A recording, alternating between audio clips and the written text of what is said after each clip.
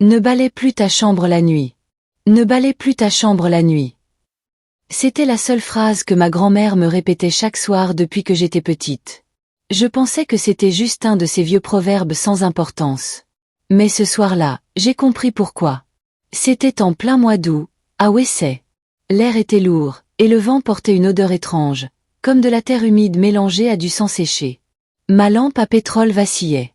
J'avais renversé un peu de gari au sol en préparant à manger, alors j'ai pris mon balai pour nettoyer, même s'il faisait déjà nuit.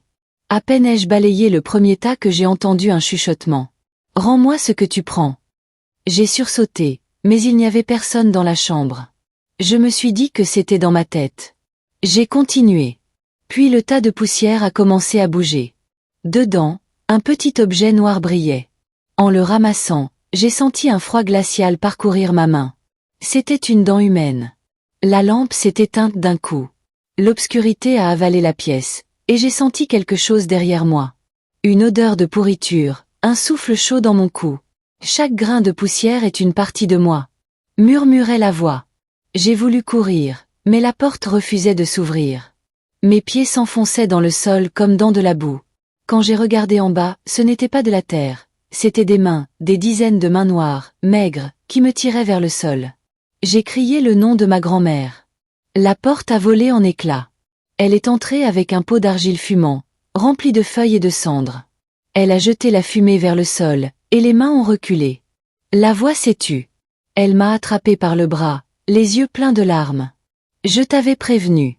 Balayer la nuit, c'est réveiller ceux qu'on a enterrés sans repos. Tu viens d'ouvrir un chemin, et il ne se refermera plus. Depuis ce soir, je n'ose plus rester seule dans le noir. Mais parfois, au milieu de la nuit, j'entends le balai frotter ma chambre, alors que je dors, et je sens encore ce souffle dans mon cou. En Afrique, chaque geste, même anodin, peut avoir une signification profonde héritée des anciens. Respecte les avertissements des aînés, même si tu ne comprends pas leurs raisons. Car certaines traditions ne protègent pas seulement des superstitions, elles protègent aussi de dangers bien réels. Cette histoire t'a touché? Alors abonne-toi à Africa Story pour que nos mémoires ne meurent jamais.